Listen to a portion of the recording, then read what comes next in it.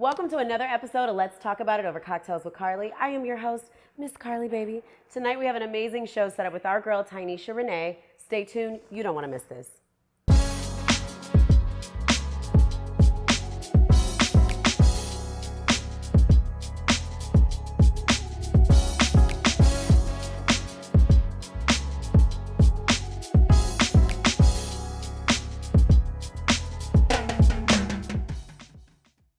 Welcome to the show, Tynesha Renee. Yes, thank you for having me. Oh, yes, you look so pretty in your autumn orange. Thank you.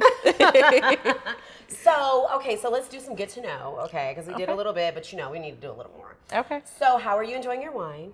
My wine is really good. I'm feeling really nice right now. Yeah, you are? I am. Let me lean back a little bit. Yes, ma'am. Yes. So we're actually drinking a Chateau Elan Autumn Blush wine today or tonight, and it's really good. It's definitely giving a whole vibe. So we're, feeling all that. So get into it. So, okay, so tell us a little about yourself. So you're from New York. I am from New York. I have been in Atlanta for 3 years now. Okay. I have began my content journey as of 2-ish years ago. Yes, and doing it. Yes, and doing I'm trying, girl. Trying to be consistent. I started during the pandemic. It was something I Yes. always wanted to do, and so it's like my baby now. I love that. Yeah. And I love your channel. Thank you so much. I Tell them what your appreciate you. channel is. I mean, we'll have time later, but tell them now. Oh, yeah. So I talk about love, sex, dating, relationships, issues in the Yes. Black community. I am very vocal, Yes. very opinionated, and so my channel was a community for people to share different perspectives. It's a vibe. I love it. It is a vibe. I really you. enjoy it. I'm like, oh, yes. I want to talk about this. I want to talk about that. I took some notes. I'm like, yeah, we got to talk about this. Yeah. So this is probably going to go on beyond the show because definitely a lot of things that she talks about are a lot of things that we talk about. Okay. And we share a lot of perspective the same way. So so let's get into it. So where should we start first? So you're from New York. I am from New York. Okay. So are you the only child or? I'm not. No, I'm the youngest of 8 children. 8? 8, yeah. I come from a big family. Oh, that's so fun. Is So I'm the it? oldest of 3. Okay. And so, but 8, that sounds fun. Okay, so does everybody live like in New York or Atlanta? They spread it out? We're kind of spread out. So most of them are in New York. I do have a couple brothers who are in California. And Shout then out to Cali. Cali, yes. I love to Hey. go out there and visit them and stuff. The beaches are beautiful. Yes. And then I'm the lone wolf here in Georgia, in the South. Yeah. What made you come to Georgia? I didn't like New York. I just felt Yeah. like literally from the time I was in high school, I knew that I wasn't meant to be there. It's Right. just cold. I like the sun. I'm born in the Yes. winter months, so it was always cold. It was just like very small town, small mindset. I felt like I Yes. was suffocating and I needed to Yes. grow. Well, you're so. much bigger. Your personality is much bigger than that Thank confined you. space. Yeah. So I know exactly what you're talking about. And it's so funny because sometimes people from California, because I'm from LA, Okay. they'll always say, Carly, why are you moving to the dirt? Why are you maybe moving to the red dirt? Aren't you going to be, like, they think it's backwoods. It's red not. dirt, yeah. Atlanta is not backwoods, okay? Yeah. We hopping out here, okay? Get into Yeah. it. So you're enjoying. So you've been here for 3 years, Yes. moved from New York, got a family of 8, come from. Yes. That's amazing. I wonder what the family reunions are like. It's so many different personalities. You know how you Yes. have that one cousin or that one uncle. If they drink too much, they'll say something. That person might have an attitude And like trigger those, somebody those else. type of dynamics. Ooh, Yes. invite me. Yes. So let's talk about dating. Okay. Is that like a big thing for us or what? Are you single? I am single. Okay, I'm single as well. Yes. Turn up Tina in the back. Everybody's single. This is Atlanta. Even Yes. the Yes. Even the Factuals. married men are single. Even who? The married men are single. Oh. Talk to me. So you are aware of all the fucketry that goes on with dating. Oh, What have yeah. been some of your experiences? Because you're a beautiful woman. You have it going on, obviously, from a digital creator standpoint and career. What are some of your issues? Because we talk about this a lot Yeah. amongst other women that have a foundation. So what are some of your experiences with dating? So the issue I found is that men come here and they're exposed to so many different types of women. Yes. It's like a kid in a candy store. They don't know what to do with themselves. And so it's really hard to find someone who is really intentional Yes. about wanting a relationship. Very off and on, stop and go type of energy. You think you found someone, then you fall Yes. off and you have to start over again. So it's frustrating. It's very much frustrating. In fact, we were actually talking about this on the way here, that we allow ourselves to be vulnerable when we feel like we've met the right guy. You know, and it's like the minute we allow ourselves to be vulnerable, because we don't allow everybody to reach into the vulnerability kind of cookie jar, right? So we keep ourselves so incredibly reserved until we actually meet somebody and we're like, oh my God, I like him. And then you're like, well, I like you. These are my intentions. What are your intentions? And they tell you everything they need to do so that they can tickle up where they need to tickle up to. They get the cookies. They get right. They get close enough to the cookie. Honey. They get close enough to the cookie jar, and then what happens? That's why I'm being these Atlanta streets, giving people the cookies. And now. that's what it is. Yeah, and so I was saying that I was practicing celibacy because I'm like, these dudes do not deserve, like, they don't deserve it. You have to do more than just talk to me on the phone, send me a couple text messages, go ghost. Yeah. You know, so I'm sorry, it was a trigger. It's okay, let it out, Sid. Let it out. It was a trigger. But why do you think these men are not being like the candy store? Yes. But then you get some of these guys that are like, okay, I've done all this, I've been through all these women, and they come scorn. Yep. And then they find us. And then what happens? What are they then? I mean, honestly, just to play devil's advocate. I'm okay with playing. Devil's advocate. I mean, I think men can say the same thing. So I think that men are approaching a lot of women who do whatever they want, and then they come to this place where they're meeting them, and now they're scorned. And so I think we're experiencing similar dynamics. I would agree. I think, and this is definitely not one-sided, one fold. This is double fold. These women be out here on that bullshit. Let's just be quite honest. I have some people in my social circle that I know of, and I'm just like, girl, do you not want anything serious? Like, is this really, you know? And so, but for me, I look at it as a different man approaches a woman like that likes to go out all the time, and she's in the street. She's, you know, just, I mean, being in the streets is not bad. It just depends on what you're doing in the streets. Okay. Because we do a lot of cocktailing, a lot of dinner parties, and a lot of like private events. And so one would think that, oh, you're always out. But it's like, no, I'm invited to these places. Right. But then you have some people that are just always out at the club, at every club, party, and all that fun stuff. So what was your last experience like dating where you said, you are not the one for me? Yeah, so it's so interesting. Or one of them. I'm just now stepping back into dating. So when I moved to Atlanta, I moved in 2019, and I moved with the intent of being with my ex. And so we didn't work out, and so I was like turtle mode in the shell literally for 2-ish years. So most of the time that I've been here, I really haven't dated anybody. And so stepping into that, it's been awkward because, like I said, it's that stop and go. And I think I've been approaching a lot of younger men lately, too. Really? I don't know what that is, because I always feel like I'm going to end up with an older guy just with my mindset, and I just feel like I'm more mature than some of the men my age. But a lot of younger men, and it's this thing where they're still trying to find themselves. They don't know if they want to settle down. It's like, I'm past that point. I'm very intentional about what I want. You know what? I'm glad you said that, because I've been approached in the past by younger guys, and they're just like, oh my gosh, you have your stuff together, but then they still want to be in the streets doing this fun stuff, but then they want the stability of, knowing that there's somebody that's not in the streets doing some of the same fucketry, that she actually has like her own thing going on. So they like the idea of that because they're in their early 30s, and they're like, oh, this is great. I can see myself with someone like you, but you still want to go travel the world and be a whole little thought maybe. You know, I refuse to be a placeholder for anybody. That's not what we're doing.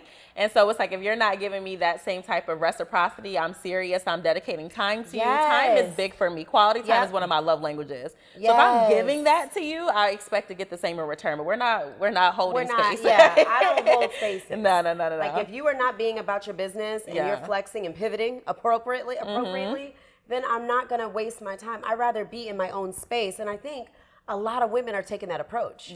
Where they're just like, I'm not having sex. I'm not going to do any of this stuff with you men until you get your act together. So on the flip side, we can only speak from a woman's perspective and not from a man's perspective, because, you know, Trav in the back is doing something else. But, so girls rock. And so we're going to talk about this from a female's perspective. So we're not bashing you men. We're only explaining and discussing our experiences. But a lot of you guys are. And then I sometimes will have gotten men that are not ready. But they see me and they're like, oh, I didn't mean to meet you. So now that I've met you, I need you to be this bookmark. I need you to stay here. I need you to wait until I'm ready. And I let them know, nope, you've got traumas. You need to fix yourself. You know, and so that's a whole nother thing. These guys that are running out here with all these that are serial dating, and then they're not healing themselves. and then they want to come out and date and meet other people. And what you're doing is you're taking the baggage from these other situations into people like us, and we're just like, sir, Yeah. what's the, Yeah. I think it's a mix of a couple things. So I definitely think that wrong timing is a thing where Yes. men might not be ready. But I'm also aware that men know that women are more emotional and they play on that. And so I think that there's some men out there who they might meet a beautiful woman like you, but they know that their intent is not to settle down in the long run. But they'll tell you that, they'll kind of string you along because, again, you're the placeholder until they meet the person that they want. Why? Why do they do that? Let me free. Because we allow it. No, I don't. Right. All the cameras. No, I don't. It's been said. It has been said. The women are the problem. Yeah, we allow it. We allow it. We do. I think that men are very straightforward about who they want. And if you are a woman who checks their boxes, they'll act accordingly. Right. If you're not a woman who checks their boxes, they'll still entertain you, but they know they're not going to take you seriously. Whereas us, we might meet a guy and he meets maybe 3 out of 10 of our boxes, but we like him. And so we start to kind of, what's the word I'm looking for? So we entertain them? We entertain them, though, but we negotiate things, Yes, or we're yes. flexible, or we kind of Yes. change our standard. We're so reasonable. Yeah. And men are not like that. Yeah, and we're accommodating. You're Yes. absolutely right. Yes. Because I found myself, and this is the unfortunate part, when you actually like somebody in a pool of a lot of guys that you don't like, and you're like, oh my God, you're that needle in a haystack. Yep. We're just like, okay, well, you check like 4 out of 5, but that 90% or that 10% is a whole beast. Yeah. Like there was this guy I've dated in the past, and I was just like, 90% of you, you're perfect. But there's that 10%, and it weighs 90%. Exactly. Like your shit is, Yes. you are, woo, boy. Yeah. But what I will say is that when I'm the same way, by the way. Okay. I feel like I'm a hopeless romantic and I fall in Me love with too. potential. I'm always trying to see the best in people. And in hindsight, I realized that it wasn't really the person. If I sit down, I'm like, okay, why did I think this person was so great? Right. It's literally the idea of them that I Their had in my mind potential. versus who they actually are. Why do we do that? Because I do exactly the same thing. I'll Yeah. say, it's okay. He's got potential. He's an amazing man. And I just kind of move around and see. And so my therapist told me the same thing. She's like, Carly, you need to date for who they are. Yeah. Not for who they can be once they're done with this situation or once they get therapy or once they're, no. Who are you today? Yeah. And this is who I'm going to date. Yeah. Not who you're going to be in a year. Because who you may be in a year, you may outgrow my ass. Exactly. And I'll be like, wait, I was patient Yeah. with you. How many times does that happen though, where the woman is like, I got the short end of the stick. I dealt with X, Y, and Z with you. We broke up, and now you're everything I wanted you to be for this next woman. So Yeah. that has happened because, and like my therapist said, stop, what did she say? Stop giving freely. She said, stop giving freely. Stop giving people freely, friends freely. Only reciprocate based off of, don't only give based off of reciprocation. Yep. So if somebody is pouring into you, you pour into them. And for me, I'm a pourer. Yeah. So if you're pouring into me, I'm going to double pour into you because it's my love language. Yeah. So I always tell, like, me and Trav, we'll have our moments and we'll have conversations about, and I'll say, when I fuck with somebody, I really fuck with them the long way. Yeah. And so, but if I feel like you're half stepping on, then I have to pull all the way back. Absolutely. Because my heart is so open and giving. And so it's the same with friends, dating. Like, we have to understand the parameter of when it's time to pull back. Absolutely. And I had to learn that. Yeah.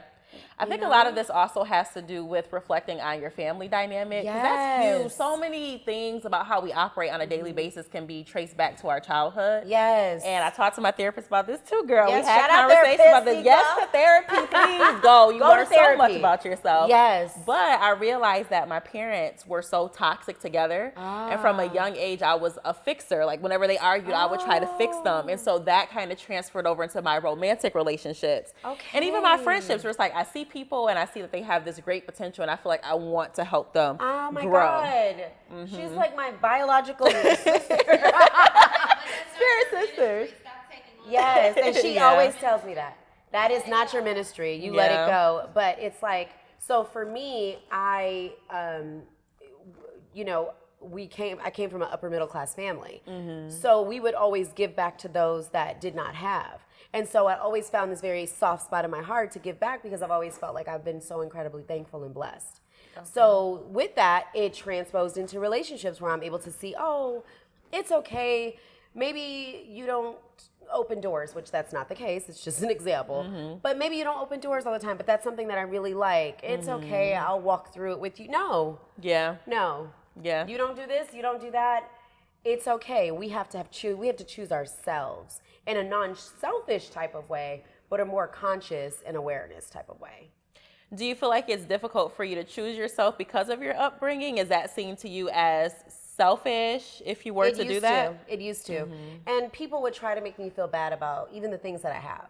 And I'm like, I fucking work hard. Yeah. You know, and even to this day, people, oh, you know, you think, but it's like, I've worked so hard. Now, granted, I've had amazing things gifted to me, you know, but at the same time, like, everything I own, my name is on it. Yeah. You know? I know that's right. You know? Hello says, period. Don't play with me. What you say, Tina?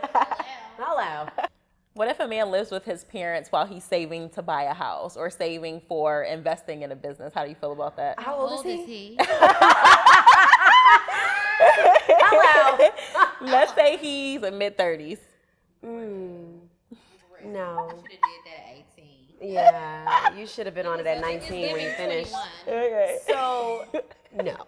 Okay? 21. So I'm not interested. Although he may be a great guy, but just not for me. Okay. And that doesn't mean my expectations are too high. And it shouldn't mean that for another woman Right. that has her shit together. I definitely, how would you deal with a guy that doesn't have a car? Would you date a guy without a car? In Atlanta? Are you getting on the MARTA? Because where I live, I don't think MARTA come out there. It don't, because we live close and it ain't no public transportation. Right. No. I think basic things like that. You have to have a car. You have to have a job. Yes. And something that's different in Atlanta that I've never experienced back home in New York is that there are men who will try to mooch off of you. Girl. The first time ever in my life I experienced that out here. And I'm just like, this is How? not. Share. This is just not. Okay, so we were during the pandemic. I understand a lot of people were We all thought we were laid gonna off. die. People were laid off and, the hours might have been cut. But then I realized we would be talking and I'm going about my day. And I'm like, well, what do you do all day? Because like you don't tell me about what's happening in your day. And so this person didn't work. And then it was a situation where we went out somewhere and they forgot their car, like that type of thing. And I'm just like, no.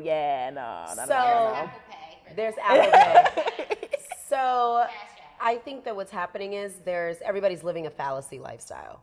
So they're proposing one person that is nothing like the true person that they have going on at home. And I think sometimes you don't know who people really are until you get into their household and see their day to day. Yeah. And so for me, when I ever find the right person that I want to do this with, or that I want to create a life with, I want to do the 7-day love challenge. Okay. What is that? So I'm going to just kind of graze over vaguely because I can't remember all the details. But basically you're in a relationship, a full-blown relationship for 7 days. You're going over each other's houses, you're having sex, you're creating your life together. You're cultivating, there's no third-party energy. Okay. Okay, this is all intentional. These are two people that are mature enough to understand that they're both looking for relationships. Okay. But they really successfully want to see if it's going to work. And so they do 7 days together nonstop. And at the 7th day or the end of that day, they decide, are we going to continue to date? Should we do this again? Or which direction should we go in? And I think that we should do that more often. And actually one of my gay guy friends told me about that. Okay. And he said he did it with one of his guys, one of his dates. And it was great. They were together for 6 months. Okay. Which is huge in that community because it's, they cycle relationships quite quickly at times. Okay. So kind of like us. But they seem more intentional. It's kind of weird. Like all of a sudden my friend's like, oh, I got a dude now. And I'm like, you do? Oh yeah, he's moving in. He's paying all my bills. I'm like, oh, wow. how'd that happen so quick? Yeah. I'm trying to get a dinner. But I kind of like the 7-day love challenge. Okay. Would you ever try that?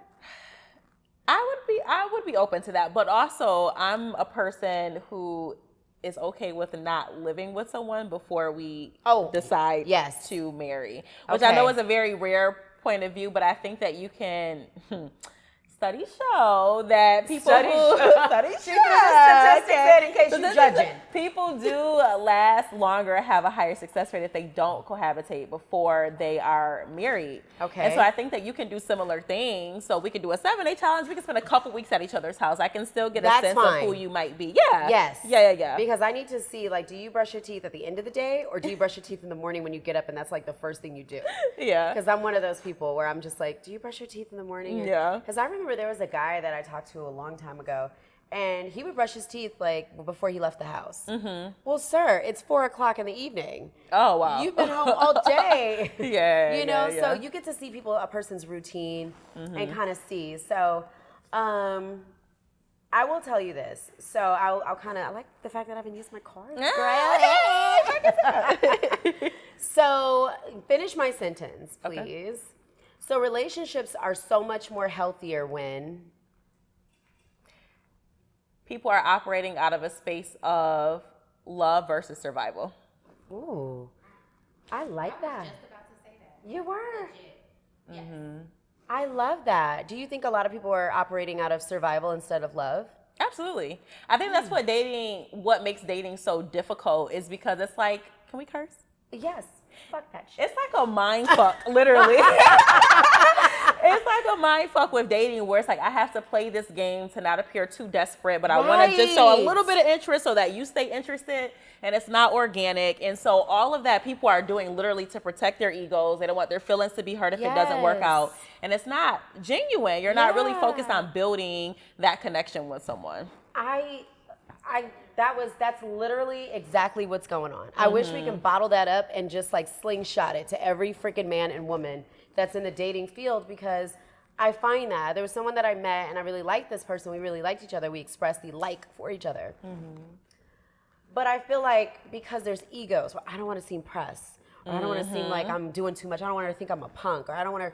And it's just like, when you're honest with somebody and you're being forthcoming, like, I need you to be reciprocal. Like, I just need you to understand the energy, you know, of someone being honest, because everybody's not honest out here. And that's the freaking problem. Yeah. And people are just not honest. Yeah. And it's like, it's okay when you meet a person that's honest, that's showing you their hands. I mean, we're playing poker with the cards up. Like, let's talk. Exactly. Like, understand my heart. And I don't know what it is. But, I learned about myself that I have major abandonment issues. And so when I feel like someone is pulling away from me, that's my defense mechanism. I'm a Scorpio. Shout out Scorpio season, November Scorpios. Gang.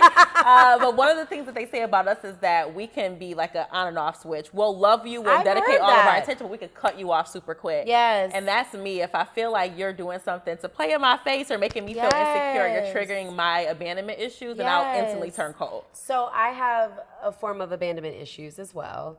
And so, and I think that plays into the taking care of people type deal. Yep. But I also have, I'm a Pisces, shout out to the Pisces gang.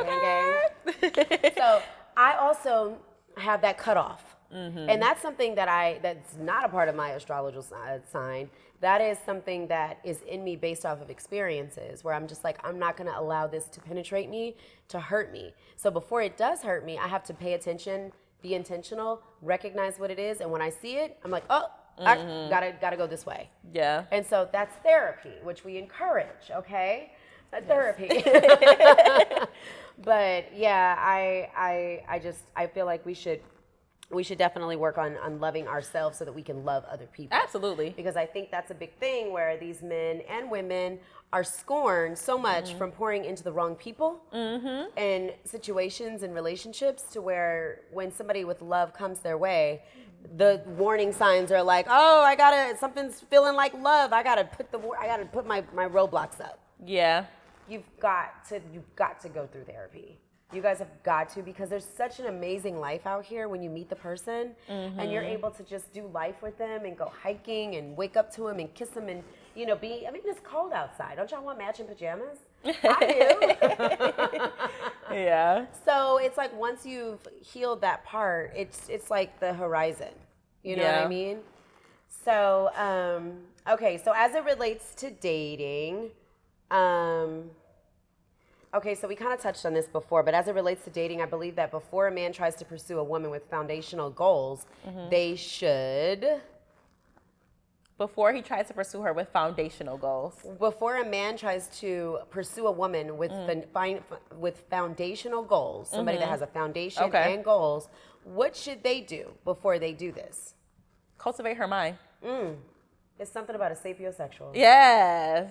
Like, Absolutely. let me tell you, that is like love, making love to her mind, and it not game, okay, but actually making love to her mind and making her feel ways sexually that you know with physical touch. That is remarkable. It is a talent. And I like that, but I'm a sapiosexual, so I like that. I agree. I'm on the same wavelength, but then I also think when you're old and wrinkly, being able to have those 3 a.m. conversations with each other, that's going to keep the relationship fun, keep it vibrant, keep it pure. That spark is always going to be there. Yeah. If someone cannot challenge my mind, I personally can't do it. I can't either. Yeah. I wonder, is that a new thing, like with our generation? If there's a lot more women that are growing to be more sapiosexuals because men are, in some cases, everything's over-sexualized. So when you are able to have somebody penetrate your mind and really talk to you, and you're just like, oh my God, it's very different. Yeah. I like that because I do too. Because we're all attractive women here in this room tonight. Shout out to Trav being the only guy. I think that it's sometimes overwhelming where guys are always pursuing you from a sexual standpoint. Yeah. So when a man actually is intelligent and he can speak to your mind without touching you, y'all, let me tell you, that's free game. Yes. I'm gonna invoice y'all. Yeah. But that is where it's at. That is where it's at. I don't understand why my explore button on Instagram is full of booty and twerking and It's titties and crazy. ass, and I'm like, I may have clicked on 1 or 2, Yeah. okay, because I was like, I can't believe this. Just a couple. Girl, they got me on the roster, okay? I'm number 2 in line on the explore button for all the booty models, and I'm like, you guys, I'm a professional. Put some respect on my name. But I do believe that, from a cultural standpoint, a feminine standpoint, women are over-sexualizing themselves. I do believe you can be sexy. I think you can show a little bit and still be sexy, but to see your entire inside of your thong on Instagram, it's a bit crazy. much. And It's I'm crazy. just like, what's happening is the men are losing respect for us, because then what happens is they see us that may look similar. You know, we may want to put a bead on, some lashes and all that fun stuff, go out, and they're like, okay, great. You're just like this girl I saw on Instagram that showed us the inside of her thong and gave us a couple nip slips. Yeah. And then we're just like, sir. So why do you think women are doing that? For attention. It's for everything that you just said. Or also, we live in an era now where you're making money off of social media. Yes. And so people realize that sex sells. Sex is always sold, but it's just so It's a in your different face game now. Yeah. Like intelligence doesn't. Like, Yeah. when I had an Instagram for when I was able to say and do whatever I wanted, I developed a lot of followers. When I switch over to my intellectual professional page, They don't want it. posting positive messaging, you don't get that. Yes. Even Instagram picks it up. Yeah. Like their Yeah. algorithm. Yeah. They're like, oh, you've got some nice things to say about Black love. We're going to put you at the bottom of the roster. Yeah, exactly. That's true. But this booty model right here, she's about to get all the Do you think attention. it's like that Fix for white it. people? Say that again? Do you think it's the same for white people? I can. I got an answer to that, but I want to know what your answer is. Like you just said, when you start posting things about black love, black positivity, I'm going to tell you this. Fall out that algorithm. I'm going to tell you what I see on the. That problem. I'm going to tell you what I see, and it's only because of what I see. This is not an opinion, it's what I see on my social media. I love weddings. Yeah. All I see are, in our culture, twerking, fighting, drama, Bad Girls Club, fighting, season 1, 2, 3, Miami, LA. Oppressed messages about slavery and Black people. On the Caucasian aspect of it, I see marriage, I see weddings, I see funny stuff, I see, oh, my husband's such a great dad, he comes home every day and look at his sons running to him, and their kids, getting off the bus, parents picking them up and hugging them. Because I have an array of people that I kind of follow, I get a little bit of it all, but I will say majority of what I see is exploitation of Black people. I said it. I agree. I also do think we should keep in mind that mainstream media does a lot of programming. Yes. And so, like you said, we have Bad Girls Club. There's always the Housewives of Beverly Hills, and they do ratchet stuff on there too. I Right. watch it, and I'm like, y'all be showing out, but Right. it's not seen in the same way. They may throw some Don Perignon in someone's Or when the face. white girls twerk on TikTok, it's a challenge. But if we do Right. it, it's raunchy. So it's like those things, they do happen as well. But however, I will say that I think people in other communities, not just white communities, are raised to be more marriage minded. Right. So maybe when they're doing their stuff, it's not on camera. Correct, but it's they're still doing there. their stuff quietly. It's kind of like the girls who remain virgins, but they do a whole lot of Girl, other they things. don't be virgins. They be virgins only in certain parts of their body. Exactly. Black women were raised to be marriage minded. It's just our black men were not. So, This is, I could agree. I don't agree with that. I could agree. I'll tell you why. Yeah. Because there's so many women that have the wife-like qualities. They want to cook. They want to have a family. They want to live in the suburbs. These are things that they want. Our men, based off of what we see on social media, they want to go to the strip club. They want to throw money. They want to show everybody their Gucci belts and their shoes and floss and their cars and hoes and this, that, and the other. So that's what's being fed to us. Yeah. So it's almost like you have to remember that 21-year-old that's on Instagram thinking it's cool to be like this guy. Oh, I'm never getting married. Sir, you're 20. How do you know? Yeah. You know, so it's what's being fed to us. So what's your take? Go ahead, friend. I'm making my mic ready. Actually, so I will say that it's a problem with both men and women. Yes. I don't think in general we're being raised to be marriage minded because a lot of people aren't getting married anymore like they used to. Yes. So someone posted something on my YouTube channel and they were like, black women are raised to be mothers or single mothers, but not raised to be wives. I've seen something like that. Yeah, so it's like those qualities, yes, those are things that a man can appreciate, but how do you operate in a partnership? How do you function as a unit? When you start thinking about those qualities, I think that's where we struggle a little bit. Yep. And it sucks because I think we're getting, again, the short end of the stick. We were raised in environments where we have to have a tougher exterior. Yes. From a young age, you have to like grow up really quick. And so I think we just have to unlearn a lot of those things. And that's conflicting with us trying to be in a relationship. We have to learn how to pivot. Yeah. And so for me, my parents have been married for 41 years. Nice. And so I've had great examples of what marriage, black love, looks like, what a family unit looks like. I mean, we have matching pajamas when we go home for Thanksgiving. It's ridiculous. Yeah, I love it. But it's like we do those things, and that's what I've been taught. So even, being married and then divorced and raising a young black woman, which she's absolutely amazing. She watches the shows sometimes. She has quality, like she knows how to cook. And so what I did was I made sure that she got a Blue Apron and HelloFresh, and she learned how to make all sorts. I mean, she knows how to cook better than I do. Who are you talking about? My daughter. Oh, your daughter. Okay, gotcha. And so she's 19. Okay. And so she has those qualities. She understands hygiene. She understands cleaning up. She understands, okay, I've got pets that I need to take care of. I need to go get my car oil changed. So it's those little things that we have to teach as a mom, teach our kids growing up. So guess what? They know how to be a woman, and then they know how to transition into a wife easily. Right. A lot of these young ladies don't have the same foundation, and it doesn't necessarily mean you have to have mommy and daddy in the house. That's not what this is about. It's about absorbing what it means to be a young woman and really like attaching to that. Yeah. And so I think what's being attached to nowadays is social media, ratchetness, moms partying with their daughters. Like, why are both of y'all going to get wigs? Like, what's going on? Why are both of y'all wearing lashes and wigs and hair and nails and, your daughter's getting her butt done because you're like, what are we doing? Yeah. And then we want to be married?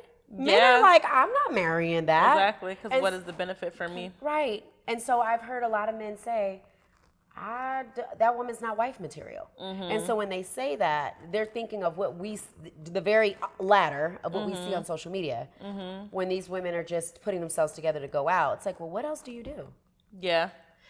I think, so one thing I will say is that I do think that it is important to have you see a man and a woman interacting when you're growing up. And maybe it's not even your parents, but grandparents. You have a maternal and a paternal figure, and you see what it means, and you learn things from each of them. And I think that's what we're lacking. But also, if we just think about the shows, for example, because I know we've been talking about that. So I think a lot of people who didn't grow up with a nuclear family, you Right. can look at shows like The Cosby Show. Oh, People I looked at love Aunt it. Viv and Uncle Phil on The Fresh Prince Yes. of Bel-Air.